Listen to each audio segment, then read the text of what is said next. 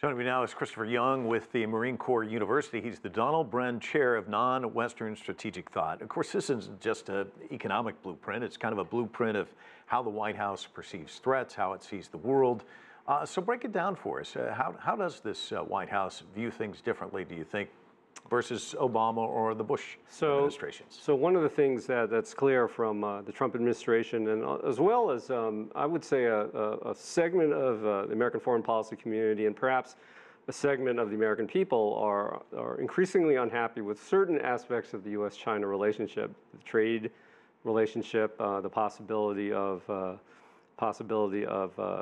cyber issues between the two, investments in the United States influencing our university students. So the administration is responding not just to broader strategic issues that have been long on the table between administrations, whether it's G.W. Bush or Obama or Trump, but some political issues that are simmering between the two. And so what you're seeing is some piecemeal responses, and the National Defense Authorization Act with some of their legislation is getting at some of that general unhappiness that you're reading about now. Obama had his pivot to Asia. How would you describe this? What I would say in this case, it's the Trump administration's China policy largely reflects it's a "Make America Great Again" policy, which is the administration feels aggrieved with regard to trade issues that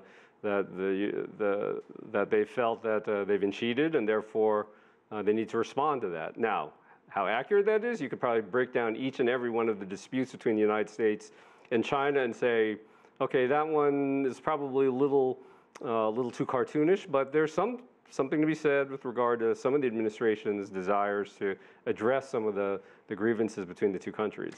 RIMPAC. I know that you've been on the broadcast before. We've talked about RIMPAC, and generally you believe that anytime you have communication, that's a good thing, where everybody's talking to each other. You happened to be in China when the announcement was made that they were not going to be invited this year. What does that do to the relationship and the dialogue and keeping the communication going? Well, obviously, when a country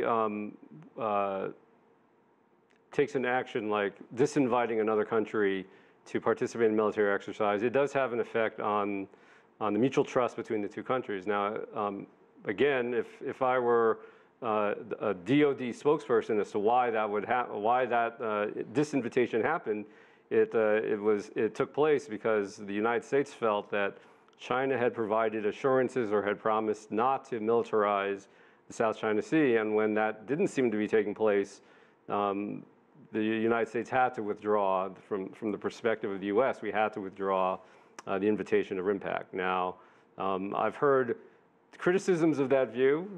Did President Xi actually promise or just say we're not inclined to militarize the South China Sea? Nonetheless, the U.S. policy, and I've heard this from my friends in the administration, friends in the government, have said, no, the President Xi had promised not to militarize South China Sea, Spratly Islands, and when China moved ahead in putting systems on those features, the United States had no choice but to disinvite China. What does this do to this relationship? I mean, if you look at it in terms of building blocks, you've got the tariffs, you've got this now. It's a fractured relationship, and how do the two sides come back together, do you think? So the only way, in my opinion, that well, there are a number of different ways to go about bringing the relationship back. So continued talks between the two countries, and so far, at the highest levels of government, we don't see an effort to just cut off the ties. So that's there. A second is forming personal relationships between the two leaders. So the fact that President Trump and President Xi continue to meet, continue to have summits, continue to have a relatively good relationship is a second way to go about doing it. Third is there are clearly issues of tension between the United States and China that can be negotiated away. And one of the things we need to do is move away from some of the domestic politics, which get surrounded by some of these issues, and have people who can come in and understand, well, what do the Chinese want? What do we want? And how can we negotiate towards some sort of common solution? And that, to me, is the best approach. And so far, we still see an effort for the two countries to continue doing that. We still see an effort for the two countries to continue communicating with one another.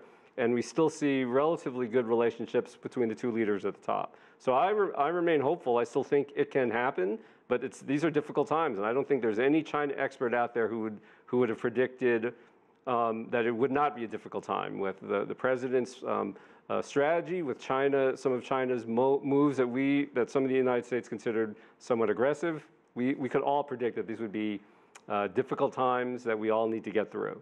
Christopher Young, thanks so much for coming in. Appreciate it. Thank you.